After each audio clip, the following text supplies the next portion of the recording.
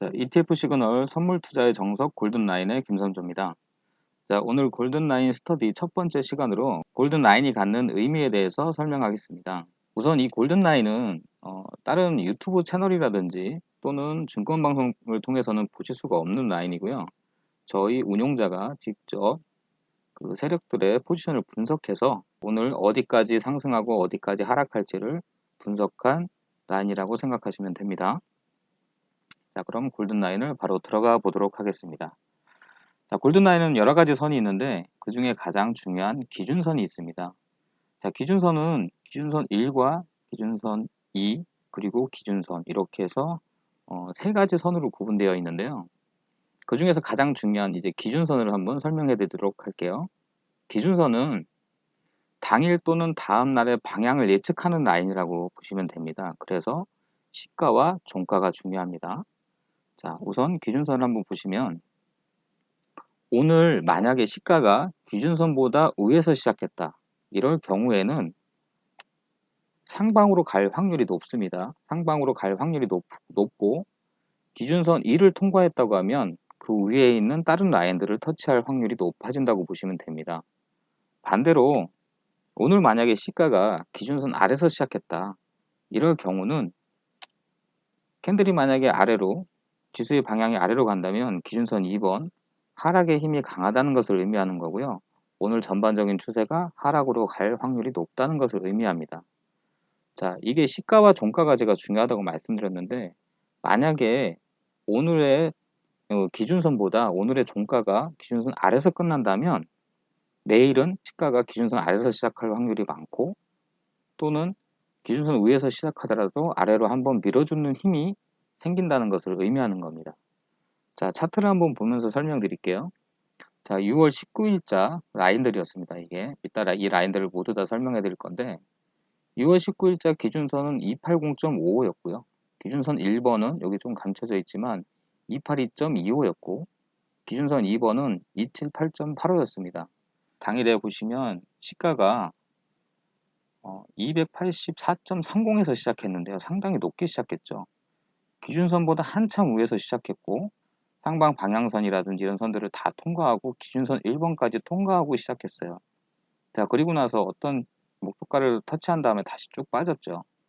자, 누가 봐도 이건 하방으로 추세가 다 꺾였다고 볼 수 있겠지만 전일 종가도 전일 기준선보다 위에서 끝났습니다. 그러니까 상방으로 가는 힘이 상당히 강하다고 봐야 되는데요.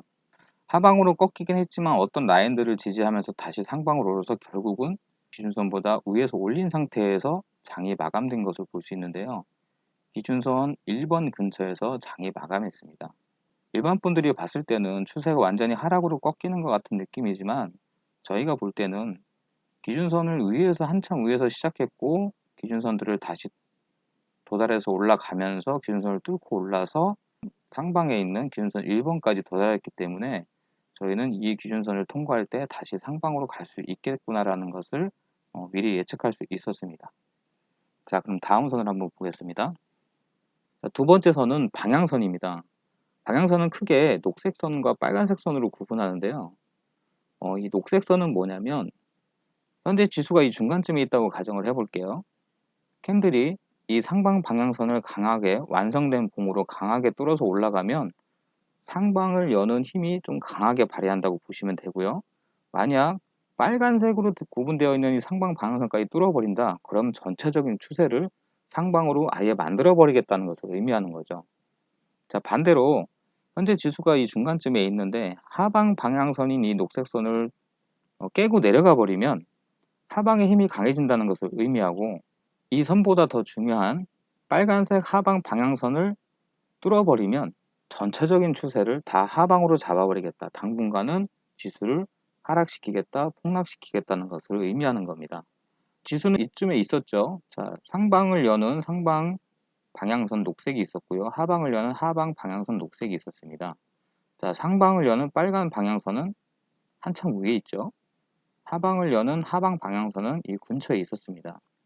자, 이날 어떤 목표가를 찍고 지수가 막 빠지고 있는데 상방 방향선도 뚫고 내려가 버리고 기준선도 뚫고 내려가 버리고 하방을 여는 하방 방향선도 뚫고 내려가 버립니다. 그러면서 기준선 2번까지 뚫었죠. 하지만 어떤 강한 지지 이때 이따가 설명드리겠지만 이 지지 라인을 지지하면서 다시 반등을 해서 하방 방향선을 다시 뚫고 올라가려고 노력을 막 합니다. 하지만 한 번에는 못 올라가죠. 내려오는 힘이 워낙 강했기 때문에. 자, 그래서 두 번, 세 번 노력하다가 결국은 하방 방향선을 뚫고 올라가면서 기준선도 뚫고 또 하나 상방을 열어주는 방향선을 뚫은 상태에서 당일 마감을 했습니다. 자, 결국은 이날 굉장히 크게 움직이고 스펙타클한 날이었죠. 결국에는 상방 방향선을 열어놓고 장이 끝났습니다.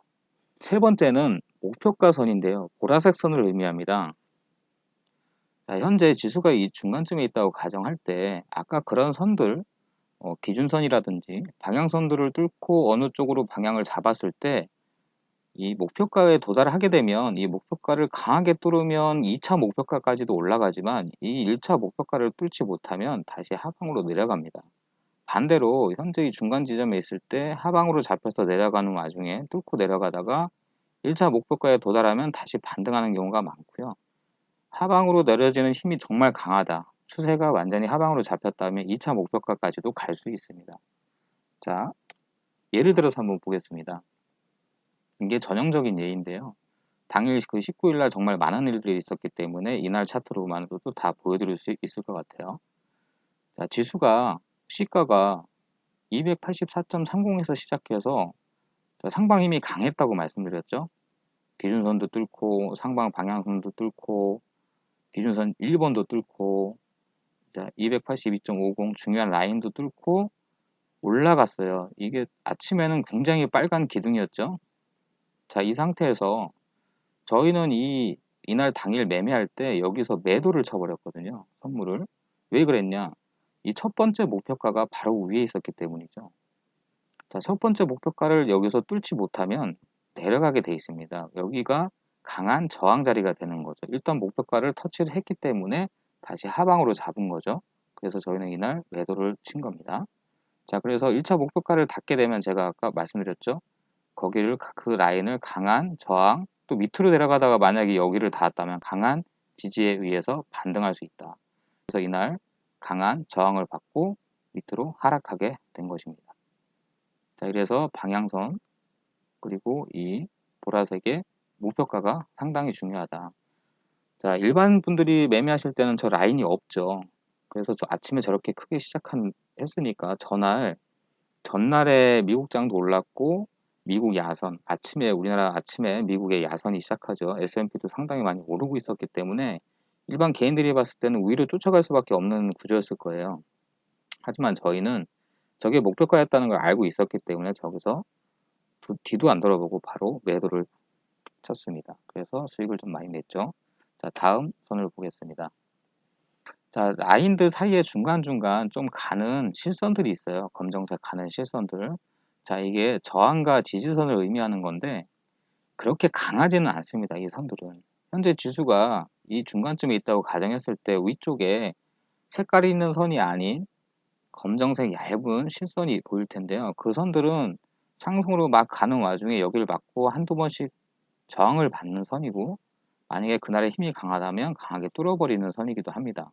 반대로 지수가 하락으로 빠질 때 이 밑에 있는 이 까만색 검은정색 실선은 실선을 닿으면 다시 반등을 해요. 왜냐면 이 선들이 여기 아래에 있는 선들은 지지를 해버리기 때문에 이 강한 지지에 의해서 다시 반등을 하곤 합니다. 자, 그 다음에 세팅선이 있어요. 그 달 또는 그 월물, 지금 이제 9월물이죠.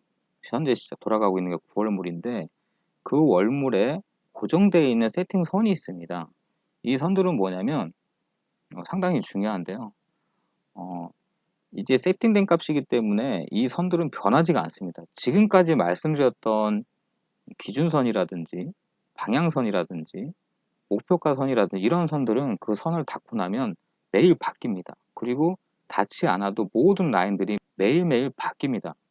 바뀌지만 이 월물 고정선들은 절대 바뀌지가 않고 항상 세팅돼서 고정되어 있고요. 그 월물이 지나서 지금 9월물이니까 12월물이 지나면 그때 바뀝니다. 자, 그래서 예를 들어서 보시면 이런 게 이제 강하진 않지만 어느 정도 힘을 발휘하는 위쪽에 있으니까 저항선이 되겠죠. 올라가려고 할 때 저항을 받는 저항선, 이쪽도 마찬가지로 여기를 뚫고 만약에 갔다면 이쪽에서 막 저항을 받았을 것이고, 여기를 뚫고 갔어도 여기서 막 저항을 받았을 거예요. 밑으로 하락할 때도 마찬가지죠. 만약에 여기를 뚫고 내려갔으면 이 선에서 지지를 받아서 다시 반등을 했을 겁니다.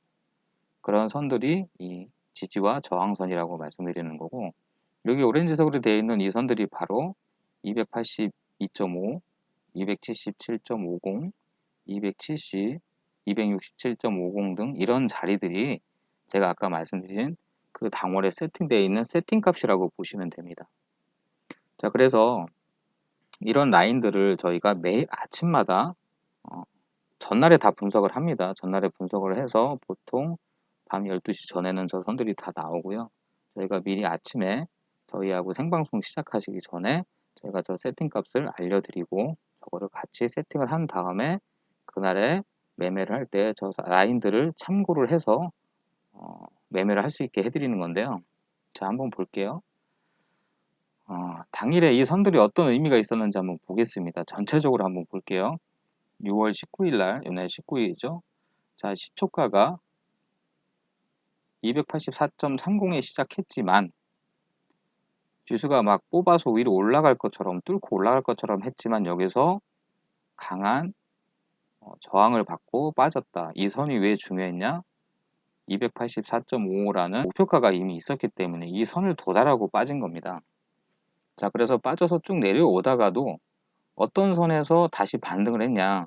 바로 제가 세팅값이라고 그랬죠. 그 월물의 세팅값 277.50 라인, 이렇게 약간의 오차는 생길 수 있습니다. 딱 맞고 빠지는 경우도 있지만 약간의 오버슈팅이라든지 약간의 언더슈팅이 나오기도 합니다. 1차 목표가를 찍고 하방으로 막 빠지다가 강한 지지라인이죠. 이런 색깔 있는 선들은 다 강한 지지라인입니다. 밑에 있는 건 지지라인, 위에 있는 거는 저항라인이죠. 이 지지라인을 지지하고 다시 반등을 합니다. 자, 이걸 생각하셔야 돼요. 캔들이 그날 지수가 어떤 라인을 통과해서 막 올라갈 때는 이게 위에 있는 건 다 저항선이죠. 여기도 올라갈 때 저항선이었겠죠. 여기서 이날 가는 것도 저항선인데, 자, 이 저항선들을 깨고 내려와 버리면, 이 저항선들을 깨고 내려왔죠. 이렇게 내려와 버리면, 원래 이제 밑에 있으면 다 지지선들인데, 내려가지 못하게 하는 지지선들인데, 다 뚫고 나서, 다 깨고 나서 내려오면, 다시 반등할 때 이 위에 있는 선들은 아까는 지지였어도 이제 저항이 돼버리는 겁니다. 다시 올라갈 때는 이 선들이 저항선이 돼버려요. 의미를 아시겠죠? 자, 반대로 지수가 막 올라갈 때 이 위에 있는 선들은 다 저항선, 지수가 내려갈 때는 밑에 있는 선들은 지지선인데 깨고 나면 반대로 올라갈 때는 이 선들은 다 다시 저항이 된다. 이렇게 생각하시면 되고, 어쨌든 그날 6월 19일 날은 277.50 라인을 터치하고 여기서 강한 지지를 받고 반등을 해서 이게 하방 방향선이었죠. 녹색 279.50 라인, 이 선을 강하게 뚫으려고 해봤지만 여기서 강한 이게 저항이었기 때문에 다시 또 뚫으려고 해도 다시 깨고 했지만 이 선을 결국 지키죠.